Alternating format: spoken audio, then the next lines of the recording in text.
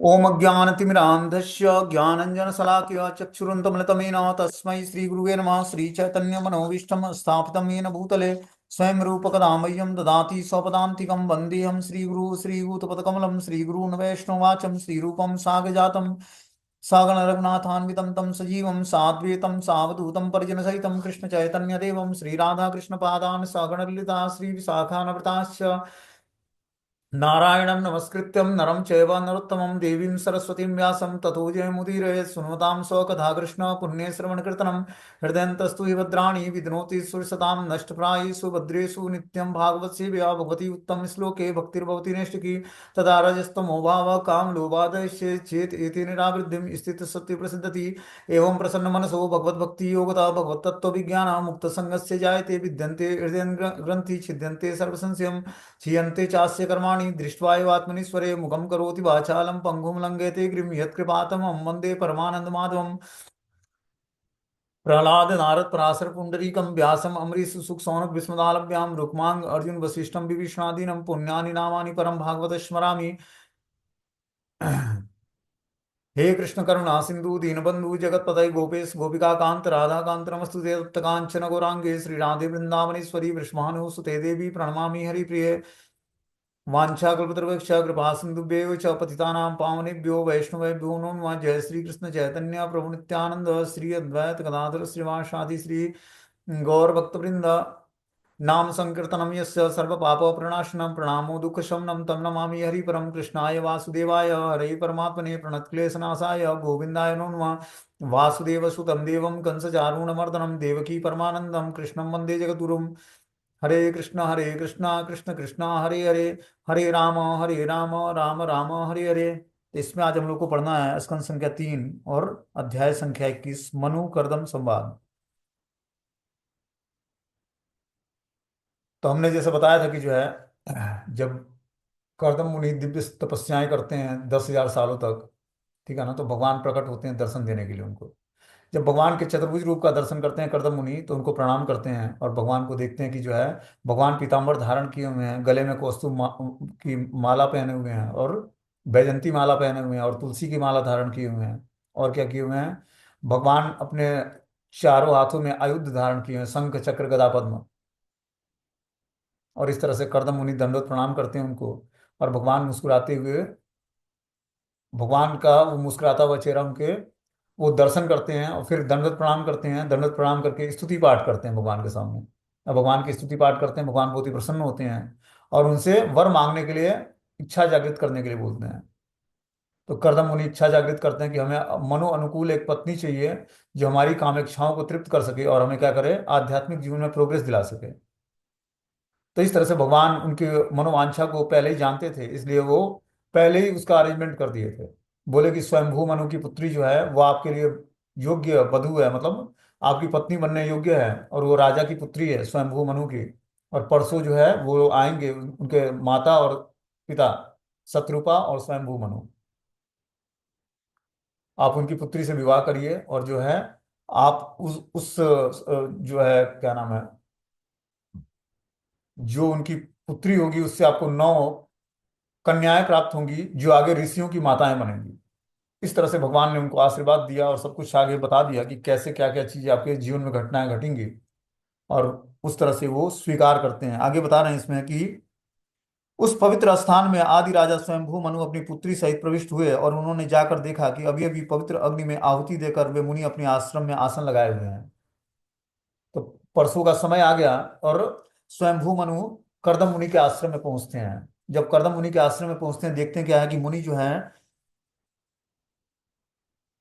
पवित्र अग्नि की आहुति देकर मुनि अपने आश्रम में आसन लगाकर बैठे हैं। उनका शरीर अत्यंत आभावान है, मतलब तेजवान है। यह वे दीर्घ काल तक कठोर तपस्या में लगे हुए थे किंतु वे तनिक भी क्षीण नहीं हुए थे, क्योंकि भगवान ने उन पर कृपा कटाक्ष किया था और उन्होंने भगवान के चंद्रमा के समान स्निग्ध अमृतमय शब्दों का पान किया था। मुनि लंबे थे, उनकी आंखें बड़ी बड़ी थी मानो कमल दल हो और उनके सिर पर जटाजूट था। वे चिथड़े पहने हुए थे। स्वयंभू मनु उनके पास गए और उन्होंने देखा कि धूल धूसरित है मानो बिना तराशा हुआ कोई मड़ी हो। तो शरीर पर धूल लगा था लेकिन चेहरा चमक रहा था, क्योंकि तपस्या में थे और ब्राह्मण थे तो तेज था चेहरे पे। आगे बता रहे हैं कि राजा को अपने आश्रम में आकर प्रणाम करते देखकर उस मुनि ने आशीर्वाद देकर सत्कार किया और यथोचित सम्मान सहित उनका स्वागत किया। बोलते हैं सम्राट स्वयंभू मनु न केवल कर्दम मुनि की पर्णशाला के निकट गए, वरना उन्होंने उन्हें सादर नमस्कार भी किया। इसी प्रकार मुनि का भी धर्म होता है कि वह जंगल में जाकर आश्रम के पास पहुंचने वाले राजाओं को आशीर्वाद दें। तो दोनों ने अपना धर्म जो है बखूबी निभाया। राजा ने भी ब्राह्मण को प्रणाम किया, ऋषि को, और ऋषि ने भी आए हुए राजा का को आशीर्वाद प्रदान किया। इस तरह से दोनों में आपस में आदान प्रदान हुआ। मुनि से सम्मान पाकर राजा स्वयं मनु बैठ गए और शांत बने रहे। तब भगवान के आदेश का स्मरण करते हुए कर्दम मुनि अपनी मधुर वाणी में राजा को प्रबोधित करते हुए इस प्रकार बोले। अब जो है बैठ जाते हैं जब स्वयं मनु शांत होकर, तो जो है भगवान का आदेश उनको याद आ जाता है कर्दम मुनि को कि भगवान ने क्या हमें आदेश दिया था। और इस तरह से कर्दम मुनि मधुर वाणी में राजा को प्रबोधित करने के लिए बोलते हैं। बोलते हैं नूनम चक्र क्रमणम देवम सत्ताम संरक्षणायम ते वधायम चास्वाम यस्त्वम हरे शक्ति ही पालिनी। हे भगवान, आपका यह भ्रमण निश्चित रूप से सज्जनों की रक्षा और असुरों के वध के उद्देश्य से संपन्न हुआ है, क्योंकि आप श्री हरि की रक्षक शक्ति से समन्वित हैं। बोलते हैं तात्पर्य में कि वैदिक साहित्य में विशेषतः श्रीमद् भागवतम तथा पुराणों जैसे इतिहास ग्रंथों में यह प्रतीत होता है कि प्राचीन काल में पवित्र राजा पवित्र नागरिकों की रक्षा प्रदान करने और अपवित्र लोगों को दंड देने या मारने के लिए अपने राज्य का भ्रमण करता था। तो बता रहे हैं कि जो वैदिक नियम वैदिक साहित्य में बताया गया कि जो इतिहास में और पुराणों में और श्रीमद् भागवतम में कि जो प्राचीन काल में जो राजा हुआ करता था, वो अपने राज्य में घुमा करता था और नागरिकों की रक्षा करने के लिए और अपवित्र लोगों को दंड देने के लिए, मारने के लिए। और यही कार्य जो है स्वयंभू मनु भी अपने राज्य का भ्रमण करके करते थे। कभी कभी वे आखेट विद्या का अभ्यास करने के उद्देश्य से जंगलों में पशुओं को मारने जाते थे, क्योंकि बिना ऐसे अभ्यास के वे वांछित तत्वों का वध करने में समर्थ नहीं हो पाएंगे। तो राजा को जो क्षत्रिय होता है, उसको उसका नियम है कि वो जो है जंगल में आखेट करना जाता है, पशुओं को, जो खतरनाक पशु होते हैं उनको मारता है। उससे क्या होता है, वो युद्ध की कला उसकी जो है बनी रहती है। जैसे आप देखोगे फोर्स में जो होते हैं, तो फोर्स में जो होता है व्यक्ति, अगर जो मान लो कि कहीं वो लड़ाई नहीं हो रही है, तो उसको अंडर जो है अपने जो उनका दायरा होता है उसी में उनको ट्रेनिंग दी जाती है। रोज अलग अलग सेवाओं में नियुक्त किया जाता है। कोई सिक्योरिटी गार्ड के रूप में होता है, चाहे कुछ नहीं है तो कम से कम एक्सरसाइज करेगा, सुबह सुबह 10 किलोमीटर दौड़ेगा, फिर जो है राइफल जो है अपना चलाना सीखेगा, टारगेट भेदन करेगा। इस तरह से उसको प्रॉपर ट्रेनिंग दी जाती है कि वो युद्ध की कला भूले ना। उसी तरह राजा क्या करता था, जब मान लो कि किसी दूसरे राज्य पर उसको अटैक नहीं करना है, तो वो पशुओं का वध करता था। इस तरह से जंगल में शिकार खेलने जाता था, वो आखेट करता था पशुओं को। और इससे क्या होता था, उसका युद्ध की कला जो है थी उसमें वो निपुण बनता था, और वो भूलता नहीं था उस कला को। इस कारण से वो ऐसा ऐसा हर राजा करते थे। जो भी क्षत्रिय राजा होते थे वो जंगल में जाकर पशुओं का आखेट करते थे, मांस खाने के लिए नहीं, इस कला को मेंटेन करने के लिए, कि कला हम भूले ना। और इस तरह से जो है वो अवांछित तत्वों का वध करने में समर्थ नहीं बता रहे हैं कि अभ्यास करने के उद्देश्य से जंगलों में पशुओं को मारने जाते थे, क्योंकि बिना ऐसे अभ्यास के अवांछित तत्वों का वध करने में समर्थ नहीं हो पाते हैं। क्षत्रियों को इस प्रकार से हिंसा करने की छूट होती है, क्योंकि अच्छे कार्य के लिए हिंसा करना उनके धर्म का अंग माना जाता है। यहाँ पर दो शब्दों का स्पष्ट उल्लेख है, वधायम अर्थात मारने के प्रयोजनार्थ तथा असत्ताम अर्थात अवांछित जनों को। राजा की रज्ञ शक्ति भगवान की शक्ति मानी जाती है। भगवत गीता में भगवान ने कहा है, परित्राणाम साधुनाम विनाशाय च दुष्कृताम। भगवान पुण्यात्माओं की रक्षा करने और असुरों का वध करने के लिए अवतरित होते हैं। अतः पुण्यात्माओं को शरण देने और दुष्टों को या असुरों का वध करने के लिए परमेश्वर से सीधे शक्ति प्राप्त होती है, और यह शक्ति राजा या राज्य के मुख्य कार्यकर्ता में निहित होती है। तो जो राजा होता है वो भगवान का प्रतिनिधि होता है, और ठीक है ना, वो राज्य के नागरिकों की रक्षा करने के लिए राज्य का भ्रमण करता है और सबसे जो है उसके बारे में पूछता है और उसको सुरक्षा प्रदान करता है। इस प्रकार राजा का कर्तव्य है कि अपवित्र लोगों को दंड दे और जो अच्छे नागरिक हैं उनकी रक्षा करे, उनको पवित्र कार्यों में लगाए, जो कि स्वयंभू मनु अपने राज्य में करते थे। और इस तरह से जो है आकर वो मिलते हैं करदम मुनि से। आधुनिक राजाध्यक्ष सुंदर प्रसादों के भीतर बैठे बैठे निर्दोष व्यक्तियों को अकारण ही मारने का प्रयत्न करते हैं। लेकिन आजकल के युग में जो है, जो राजा के पोस्ट पर है, प्रधानमंत्री या मुख्यमंत्री, वो अपने राज्याध्यक्ष में सुंदर प्रासादों में, सुंदर महलों में बैठा होता है और निर्दोष व्यक्ति को अकारण ही मारने का प्रबंध करता है या टैक्स वसूलता है। पहले जो टैक्स वसूलते थे, जो राजा होते थे, उससे क्या होता था, जो ऐसी प्रजा थी जो धन नहीं कमाती है या बिल्कुल ही निकृष्ट है, उसको सुरक्षा प्रदान करते, उसको फैसिलिटी देते थे कि वो भी राज्य में अच्छे तरीके से जी सके। लेकिन आजकल देखते हैं कि जो है टैक्स वसूला जाता है और टैक्स का गलत उपयोग किया जाता है। तो क्षत्रिय का धर्म है, जो राजा होता है क्षत्रिय राजा, वो आखेट करता है, टैक्स कलेक्शन करता है और लोगों को सुरक्षा प्रदान करता है, खासकर ब्राह्मणों को प्रोटेक्ट करता है। लेकिन आजकल के जो राजाओं में ये क्वालिटी पाई नहीं जाती, इसलिए सारा देश जो है करप्ट है। क्योंकि जो देश का क्षत्रिय राजा होता है वो धार्मिक नियमों का पालन नहीं करता है। ये भगवत गीता का ज्ञान उसी के लिए बताया गया है। खासकर जो क्षत्रिय प्रशासनिक वर्ग है, वो जब भगवत गीता का ज्ञान सीखेगा, समझेगा, जानेगा, तो उस हिसाब से वो जो शासन चलाएगा तो सभी लोग भगवान के भक्ति से जुड़ेंगे। लेकिन उसको भगवत गीता पढ़ने का टाइम नहीं है आजकल के देश में।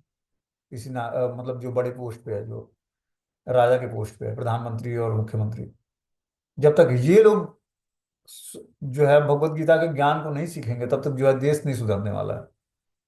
देश का करप्शन जो है बंद नहीं होगा। तो इसीलिए ये जो धार्मिक शास्त्र हैं, इनको देना चाहिए और इनको पढ़ाने का प्रयास करना चाहिए।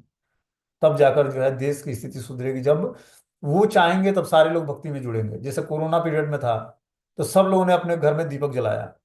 प्रधानमंत्री का आदेश था कि सभी लोग अपने घर में दीपक जलाएंगे और क्या क्या करेंगे, थाली बजाएंगे। तो सबने थाली बजाया और जो है दीपक जलाया। तो उसी तरह जब देश का जो प्रधानमंत्री होगा वो चाहेगा तो देश के नागरिक भी भगवान की भक्ति से जुड़ेंगे। लेकिन उसको, उसके लिए पहले उसको भक्ति करनी पड़ेगी।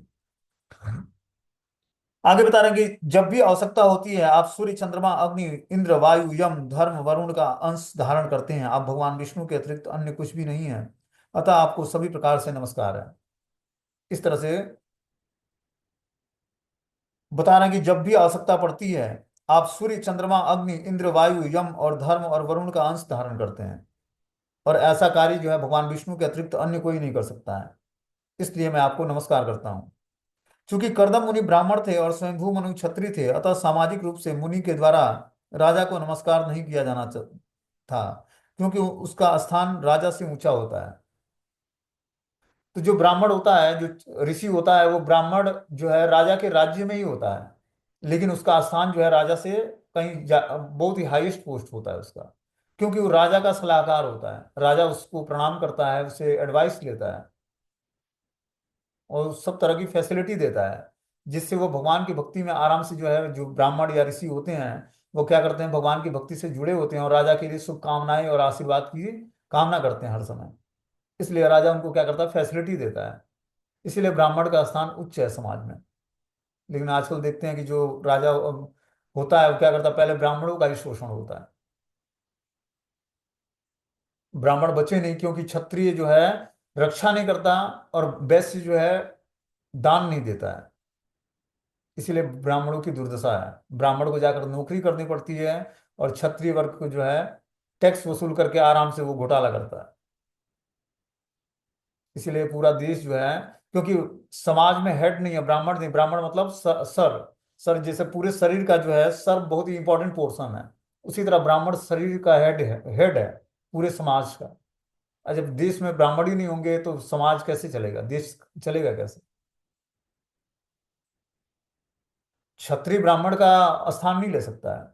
ब्राह्मण का जो है बुद्धि बहुत ही प्रखर होता है और वो अपने बुद्धि का उपयोग करके देश में कैसे समृद्धि समृद्धि लानी है, शांति बनाए रखना है और सभी लोगों को भगवान की भक्ति से जोड़ना है, ये एक ब्राह्मण अच्छे तरीके से जानता है। वो क्षत्रिय को एडवाइस देता है, राजा को एडवाइस देता है, और राजा अपने ब्राह्मण जो उसके नागरिक होते हैं या जो उसका पुरोहित होता है उससे एडवाइस लेकर और उस हिसाब से राज्य का कार्यभार संभालता है। तब जाकर जो है सारी प्रजा सुखी बनती है। लेकिन आजकल के समाज में जो है कोई किसी का कहना ही नहीं मानता है। क्या ब्राह्मण, क्या क्षत्रिय, जो सब जिस पोस्ट पर है उसी पोस्ट पर बना रहना चाहता है, उसी को मेंटेन करना है। किसी से एडवाइस लेने की उसको जरूरत ही नहीं। इसी कारण से पूरे देश में जो है अराजकता फैली हुई।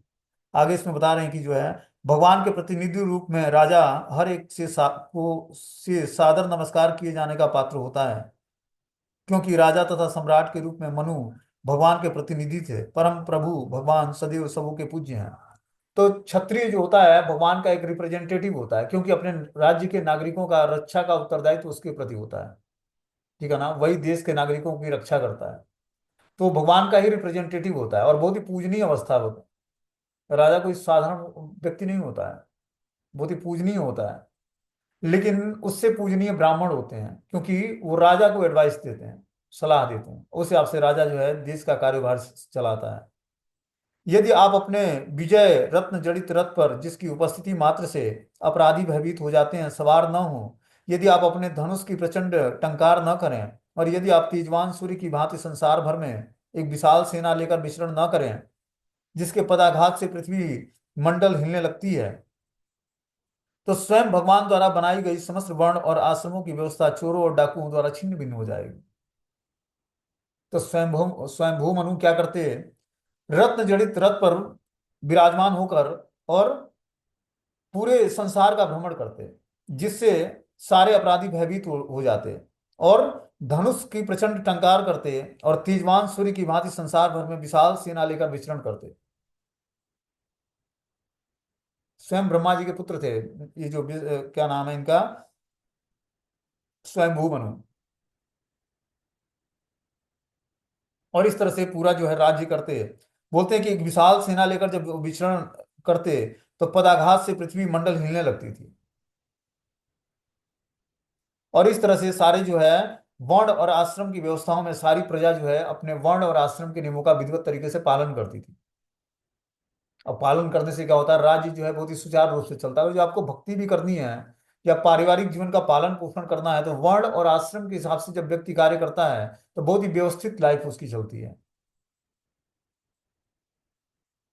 और वर्ण और आश्रम क्या करता है, हमारे धर्म अर्थ काम और मोक्ष को रेगुलेट कर देता है। जिस वर्ण और जिस आश्रम में आप हो, उस वर्ण और आश्रम के नियमों का पालन करो और उससे आगे बढ़ने का प्रयास करो। तब जाकर धीरे धीरे आप आध्यात्मिक जीवन में प्रोग्रेस भी करोगे, और आपका मेटेरियल जीवन भी सुख में होगा।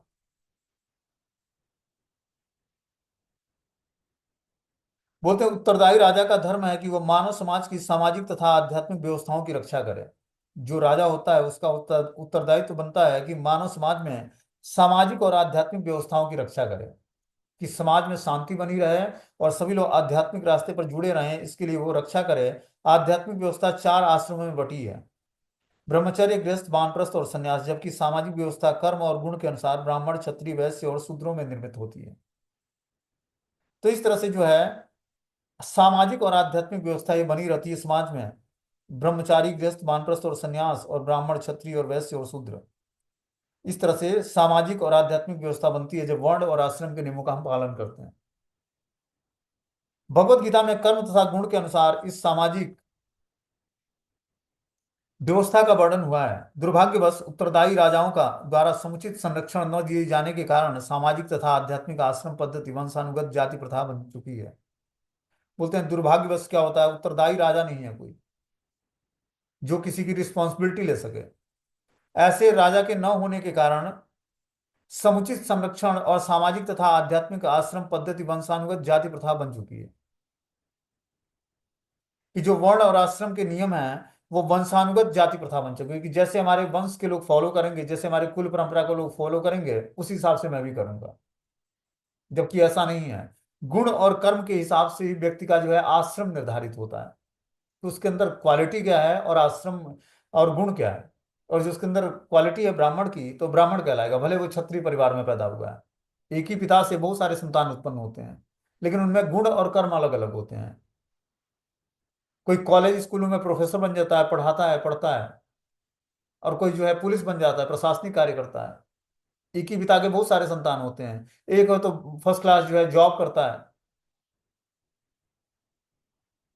और एक बिजनेसमैन बन जाता है। तो एक ही पिता के 4 संतान, और एक ब्राह्मण है, दूसरा क्षत्रिय, तीसरा शूद्र और चौथा वैश्य। तो ऐसा नहीं कि वो ब्राह्मण पिता से जन्म लिया इसलिए ब्राह्मण कहलाएगा। उसके अंदर जो गुण और कर्म के हिसाब से उसका जाति निर्धारित होगा, कि वो ब्राह्मण है, क्षत्रिय है, वैश्य है या शूद्र है। उस हिसाब से जब कार्य करेगा, तब जाकर जो है मानव समाज में शांति बनी रहेगी, आत्मबोध की दिशा में अग्रसर होगा। तब जाकर सर्वाधिक उन्नत समाज आर्यों का है। आर्य का अर्थ होता है जो उन्नतशील है। अतः प्रश्न है कि कौन सा समाज उन्नत पर अग्रसर है। उन्नति का अर्थ है वृथा ही भौतिक आवश्यकताओं को उत्पन्न करना और तथाकथित भौतिक सुखों की सारे विश्व में वृद्धि करने करके मानव शक्ति का अपव्यय करना नहीं है। क्या बोलते हैं कि जो है, आर्य का अर्थ है कि जो उन्नतशील है। वर्ण और आश्रम के जब व्यक्ति नियमों का पालन करता है तो अपने स्थान से अपलिफ्ट होता है धीरे धीरे। जैसे हम बच्चों की भी परवरिश करते हैं तो हम उसके पहले जो है स्थिति को जाने कि वो किस वर्ण और किस आश्रम में रहने के लिए सुटेबल है। उस आश्रम और उस वर्ण के नियमों का जब वो अच्छे तरीके से उससे हम पालन कराएंगे तब वो जाकर धीरे धीरे जो है आध्यात्मिक जीवन में भी प्रोग्रेस करेगा और भौतिक जीवन भी उसका सुखमय होगा। इसीलिए हमें शुरुआत से ही ऐसे कॉलेज स्कूलों में उसको ट्रेनिंग देनी चाहिए जिसके अंदर उसके उसके अंदर जो है ब्राह्मण क्वालिटी का डेवलपमेंट हो। तब जाकर धीरे धीरे वो भगवान की भक्ति से भी जुड़ेगा और उसका जीवन भी सात्विक होगा। जीवन में धन उतना इंपॉर्टेंट नहीं है जितना इंपॉर्टेंट है संस्कार। ठीक है ना। और जब बच्चे को अच्छे संस्कार से परवरिश देते हैं तो जाकर आगे जो है एक जेंटलमैन बनेगा, वही अच्छा प्रचारक भी बनेगा और वही अच्छा जीवन भी जी पाएगा। उसके जीवन का ये केंद्र नहीं होगा कि भोग करना है, उसके जीवन का केंद्र होगा कि हमें भगवान की भक्ति करनी है और भक्ति करने के लिए जीवन यापन करेगा। एक होता है कि जीवन यापन करना और भगवान को यूज करना, कि हम बिजनेस व्यापार करते हैं तो भगवान से प्रेयर करते हैं भगवान हमारा बिजनेस ठीक कर देना। जॉब करते हैं तो भगवान से प्रेयर करते हैं कि हमारी जॉब ठीक लग जाए। तो भगवान का यूज करना हुआ। एक होता है कि हम भगवान से कुछ नहीं मांगते, बस मांगते हैं कि आप अपनी आहित की अप्रतिहता भक्ति बनाए रखना और हमारी परवरिश के लिए, शरीर मेंटेनेंस के लिए जो भगवान चाहिए आपसे, या परिवार के की उत्तरदायित्व जो रक्षा करने के लिए जो धन चाहिए, जो सामान चाहिए, वो हमें सुविधा अनुसार मिलता रहे प्रभु, और हम सभी मिलकर आपकी भक्ति में लगे रहें। ये बहुत ही सात्विक प्रेयर है। तो जीवन का उद्देश्य यही होना चाहिए। बच्चों की परवरिश इसी मेंटालिटी में हमें करनी चाहिए कि वो भगवान की भक्ति को निरंतर मेंटेन कर रखे और उसकी बुद्धि पवित्र बनी रहे। तभी जाकर जो है समाज में आगे जाकर व्यवस्था बनी रहेगी और सभी लोग भक्ति से जुड़ेंगे और वही आज्ञाकारी भी होगा। जो भक्त होगा वही माता पिता की सेवा भी करेगा, जो भगवान की सेवा में इंगेज होगा वही माता पिता की सेवा करेगा। और जब उसको भक्ति प्रदान नहीं करते हैं तो हमें माता पिता बनने का राइट्स नहीं है। क्या करता है आजकल व्यक्ति जो है, डॉक्टर इंजीनियर बनाने का प्रयास करता है। तो इससे समाज में जो है शांति नहीं बनी, इसी कारण से जो है पूरा समाज जो है करप्ट है। देखो पहले तो हमें मनुष्य की कैटेगरी में आने के लिए वर्ण और आश्रम के नियमों का पालन करना पड़ेगा, तब जाकर हम मनुष्य बनेंगे। भक्त बनना तो दूर की बात है। पहले मनुष्य बनने के लिए हमें वर्ण और आश्रम के नियमों का पालन करेंगे, तब जाकर हम मनुष्य बनेंगे। और मनुष्य ही भक्ति करने के योग्य, पशु भक्ति नहीं करता है।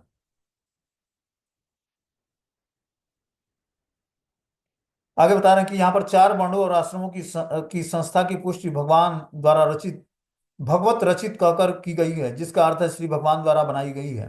भगवत गीता में भी इसकी पुष्टि है कि चतुर्वर्ण्यम मया सृष्टम, भगवान कहते हैं कि चारों वर्ण और चारों आश्रम मेरे द्वारा बनाए गए हैं। भगवान द्वारा सृष्ट कोई भी वस्तु न तो छिपाई जा सकती है न ही समाप्त की जा सकती है।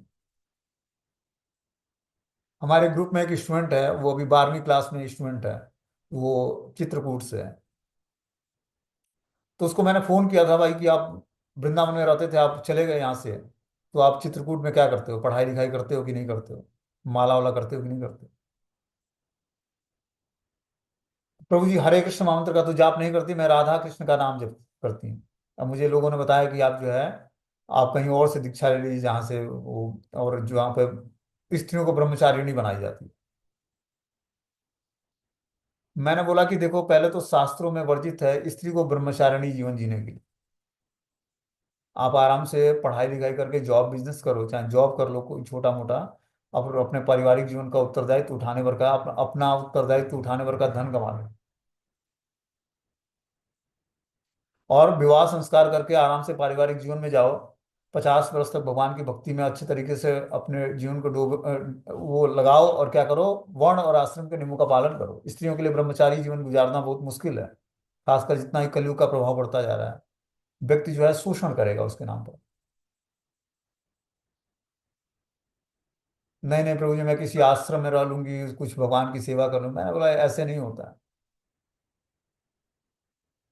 तो समाज में बहुत ही व्यवस्था जो है शास्त्रों के विरुद्ध कार्य हो रहा है, और लोग उससे आकर्षित भी हो रहे हैं।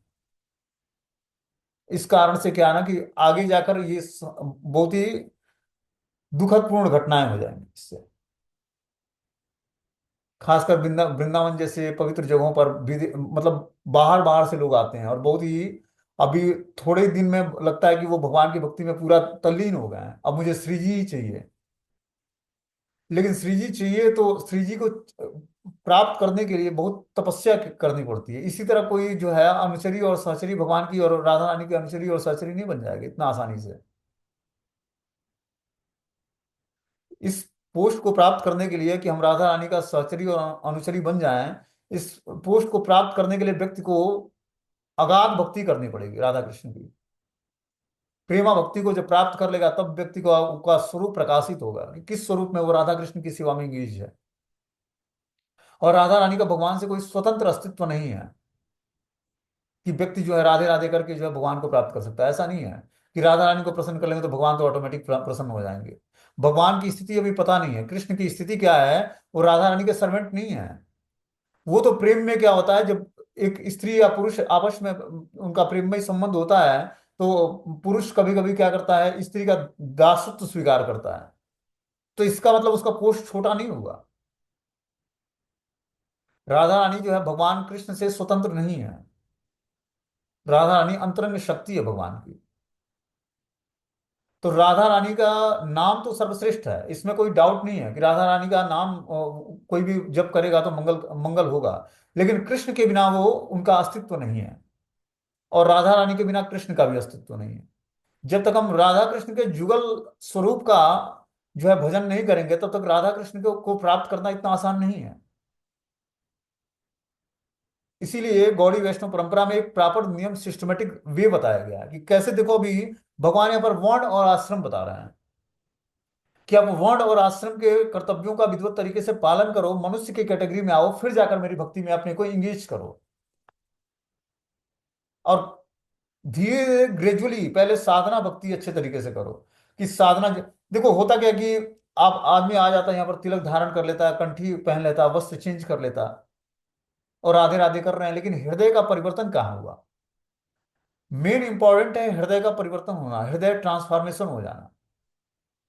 पीला लाल वस्त्र पहन लिया और घूम रहे हैं वृंदावन। इससे भक्ति का कुछ लेना देना नहीं। मैं आपको क्लियर बताऊं तो जो एक परंपरागत सिस्टमेटिक एक वे बताया है भगवत गीता में, उस हिसाब से जब व्यक्ति भगवान की भक्ति में जुड़ेगा तब जाकर उसको आध्यात्मिक प्रॉफिट मिलेगा। इतना भजन करने के बाद, इतना सब कुछ करने के बाद भी इंद्रियां चलायमान हो जाती हैं, सेंसेस कंट्रोल में नहीं होते हैं। भजन होता नहीं है, माला ड्रेस चेंज कर लिया, माला कंठी धारण कर लिया, वृंदावन में रहने से हाँ चलो ठीक है, ईर्ष्या द्वेष से मुक्त हो गए, भगवत प्राप्ति हो। इतना आसानी से अगर जो राधा कृष्ण के युगल स्वरूप की पूजा उपासना करके तुरंत व्यक्ति अगर जो राधा कृष्ण को प्राप्त करे तो सभी जाकर धाम में ही नहीं निवास करते फिर। इतना आसान नहीं है। करने के लिए जो है आपको साधना भक्ति, दृढ़ता से नियमों का पालन, फिर जाकर रागानुगा भक्ति, पांच रसों में भगवान से आदान प्रदान, तब जाकर हम प्रेमा भक्ति को प्राप्त कर पाएंगे। तब जाकर हम युगल जो राधा कृष्ण का युगल स्वरूप है उस तत्व को जान पाएंगे। ये जो रूप सनातन आचार्य हैं अपने, रूप गोस्वामी, सनातन गोस्वामी, जिन्होंने वृंदावन की स्थापना की भगवान श्री चैतन्य महाप्रभु के आशीर्वाद से, ये साधारण भक्त लोग नहीं थे। इन्हीं के द्वारा रचित शास्त्रों को वो लोग पढ़कर जो है उसको बहुत ही चीपली प्रचार कर रहे हैं आजकल समाज में या वृंदावन धाम में। अपना कोई ग्रंथ नहीं है, इन्हीं आचार्यों ने ग्रंथ, क्योंकि ये चैतन्य महाप्रभु की कृपा से ही इनके हृदय में ये वृंदावन की भक्ति प्रकाशित हुई। नहीं तो वृंदावन की भक्ति सबके हृदय में प्रकाशित नहीं होती है। ये भगवान चैतन्य महाप्रभु के कृष्ण कृष्ण जो स्वयं है, राधा कृष्ण के कॉम्बिनेशन रूप है, उनकी कृपा से ही सठ गोस्वामियों के अंदर ये राधा कृष्ण की उपासना के बारे में, प्रेमा भक्ति के बारे में जागृत हुआ सब कुछ। भगवान चैतन्य महाप्रभु ने अपने शिष्यों के माध्यम से ही उद्घाटित कराया राधा रानी के जो प्रेम भरा स्वरूप है और प्रेमा भक्ति है उसको। और इस आचार्यों ने बहुत सारे ग्रंथ लिखे, उसी ग्रंथों को जो है ये लोग पढ़ते हैं और उसको बहुत ही चीपली, क्योंकि उस तरह की भक्ति है नहीं। और जब तक भक्ति नहीं होगी तब तक उस ग्रंथों को समझना मुश्किल है। लीलाएं तो बहुत ही वो है, क्या बोलते हैं कि मनोहारी लीलाएं हैं उसमें, राधा कृष्ण की। लेकिन उस लीलाओं को समझने के लिए उसकी उपासना, जो प्रेमा भक्ति उपासना है, उसको करने के लिए पहले आपको ग्रेजुअली साधना भक्ति में महामंत्र का जाप करना पड़ेगा। तब जाकर धीरे धीरे साधना भक्ति, फिर रागानुगा भक्ति, फिर जाकर प्रेमा भक्ति। इतना आसानी से सब कुछ हो जाता तो सभी जाकर जो है भगवान के नित्य धाम में होते। वहां से विमुख होकर इस भौतिक संसार में क्यों आते?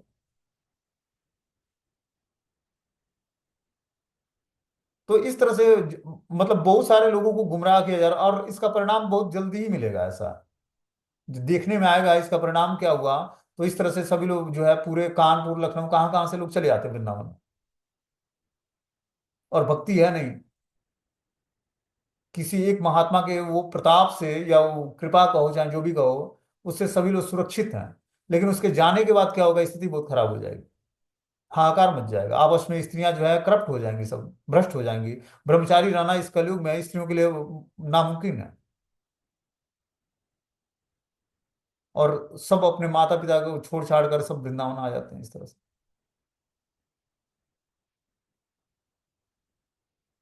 बोलते हैं यदि आप संसार की स्थिति के विषय में सोचना छोड़ दें तो अधर्म बढ़ेगा, क्योंकि धन लोलुप्त व्यक्ति निर्द्वंद हो जाएगा। ऐसे दुराचारियों के आक्रमणों से यह संसार विनष्ट हो जाएगा। क्या बोलते हैं कि यदि आप संसार की स्थिति के विषय में सोचना छोड़ दें, स्वयंभू मनु राजा हैं, चक्रवर्ती सम्राट हैं, यदि वो संसार की स्थिति के विषय में छोड़ना सोचना छोड़ देते हैं तो अधर्म बढ़ने लगेगा। और धन लोलुपता व्यक्ति निर्दय हो जाएगा। जो धन का लोलुप्त व्यक्ति है वो निर्दय पूर्ण व्यवहार करेगा। ऐसे दुराचारियों के आक्रमण से यह संसार विनष्ट हो जाएगा। और यही समाज में हो रहा है।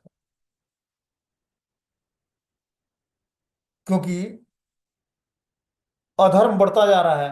राजा उस तरह का है नहीं कि जो करप्शन को रोक सके। और जो धन लोलुप्त व्यक्ति है, जो बिजनेसमैन है, वो टैक्स प्रॉपर देता नहीं है और चोरी करता है टैक्स की। तो इस तरह से समाज में अराजकता फैली हुई है। दुराचारियों के आक्रमण से संसार विनष्ट हो जाएगा। इस तरह से दुराचारियों का प्राकट्य होगा। जब व्यक्ति के अंदर धन लोलुपता बढ़ती है, धन के प्रति आकर्षण बढ़ता है, तो क्या करता है, दुराचार को अपनाता है। और इस तरह से जो है समाज पूरा ही करप्ट हो जाता है। बोलते हैं कि चूंकि वर्णाश्रमों के वैज्ञानिक विभाजन का लोप हो रहा है, अतः पूरा विश्व ऐसे अवांछित लोगों से शासित हो रहा है जो धर्म राजनीतिज्ञ या समाज व्यवस्था में तनिक भी शिक्षित नहीं है। फलतः यह अत्यंत शोचनीय अवस्था है। चारों वर्णों और चारों चारों आश्रमों के विभिन्न वर्गों के लोगों के लिए नियमित प्रशिक्षण सिद्धांत होने चाहिए। जिस प्रकार आधुनिक युग इंजीनियर, डॉक्टर और विद्युतविदों की आवश्यकता पड़ती है, वैसे ही विभिन्न वैज्ञानिक संस्थाओं में भली भांति प्रशिक्षित लोग होने चाहिए। उसी प्रकार प्राचीन काल में उच्च सामाजिक वर्णों और बुद्धिमान वर्ग, शासक वर्ग, वणिक वर्ग और समुचित प्रशिक्षण मिलता था उनको। और इस तरह से वो ब्राह्मण, क्षत्रिय, वैश्य और शूद्र के प्रॉपर आश्रमों के नियमों का पालन करते थे, जिससे समाज में शांति बनी रहती थी। तो भी हे पराक्रमी राजा, मैं आपसे यहाँ आने का कारण पूछ रहा हूँ। वह चाहे जो भी हो, हम बिना हिचक के उसको पूरा करेंगे। तो इस तरह से कर्दम मुनि राजा से पूछते हैं कि आपके आने का क्या प्रयोजन है हमारे कुटिया में। जब कोई अतिथि अपने मित्र के घर जाता है तो यह माना जाता है कि उसका कुछ प्रयोजन होता है। कर्दम मुनि समझ गए कि स्वयंभू मनु जैसे महान राजा यद्यप अपने साम्राज्य की स्थिति का निरीक्षण करने के उद्देश्य से निकले थे, किंतु कुटिया में उसका आना किसी विशेष प्रयोजन से हो सका है। इस प्रकार वे राजा की इच्छा पूरी करने के लिए सन्नद्ध हुए। प्राचीन काल में यह प्रथा थी कि मुनिगण राजा के वहां जाते थे और राजागण मुनि की कुटिया में जाया करते थे। प्रत्येक को एक दूसरे के प्रयोजन को पूरा करने में प्रसन्नता होती थी। यह पारस्परिक आदान प्रदान भक्ति कार्य कहलाते थे। ब्राह्मण और क्षत्रिय के अन्योन्य संबंध को बताने वाला एक सुंदर श्लोक है। क्षत्रम का अर्थ है राजसी जाति और द्विजत्तम का अर्थ है ब्राह्मण जाति। ये दोनों पारस्परिक हित के लिए थे। राजसी जाति समाज में ब्राह्मणों को आध्यात्मिक उन्नति के अनुशीलन के लिए सुरक्षा प्रदान करती थी। ब्राह्मण लोग राजसी जाति को बहुमूल्य शिक्षा प्रदान करते थे, किस प्रकार राज्य और नागरिकों को आत्मसिद्धि के पथ पर उठाया जाए। इसलिए ब्राह्मण और क्षत्रिय के बीच में अच्छा कम्युनिकेशन होता था। और इस तरह से जो है समाज में शांति बनी रही थी। राजा जो है ब्राह्मणों से सलाह लेता और ब्राह्मण उसको शास्त्र की मर्यादा को ध्यान में रखते हुए एडवाइस देते। उस हिसाब से राज्य का कार्यभार जो है बहुत ही सुचारू रूप से चलता, क्योंकि ब्राह्मणों के निर्देश में चलता। ब्राह्मणों के आशीर्वाद से राज्य जो है फलता फूलता और सभी आध्यात्मिक रूप से पोषण पाते। इस तरह से जो है कर्दम मुनि ने स्वयंभू मनु से पूछा कि आपके आने का मेरी कुटिया में क्या प्रयोजन है। आप एक चक्रवर्ती सम्राट हैं, पूरे राज्य का भ्रमण करते हैं, लेकिन हमारे कुटिया में आने का आपका क्या प्रयोजन है। इस तरह से जो है कर्दम मुनि ने स्वयंभू मनु से पूछा। अब आगे जो है मैत्रेय मुनि बोलते हैं कि सम्राट के अनेक गुणों तथा कार्यों की महानता का वर्णन करने के पश्चात मुनि शांत हो गए और राजा ने संकोच बस उन्हें इस प्रकार से संबोधित किया। अब जो है पहले क्या किया, ब्राह्मण क्या करता था, राजा का गुणगान करता था, और राजा का गुणगान करके उनको आसनी प्रदान किया इन्होंने, और फिर मुनि शांत हो गए और राजा संकोच बस आसन पर बैठ गए, और फिर जाकर दोनों में बातचीत हुई। अब क्या बातचीत हुई इसके बारे में हम लोग कल सुनेंगे। हरे कृष्णा। मीटिंग क्लोज हो जाएगा। Next meeting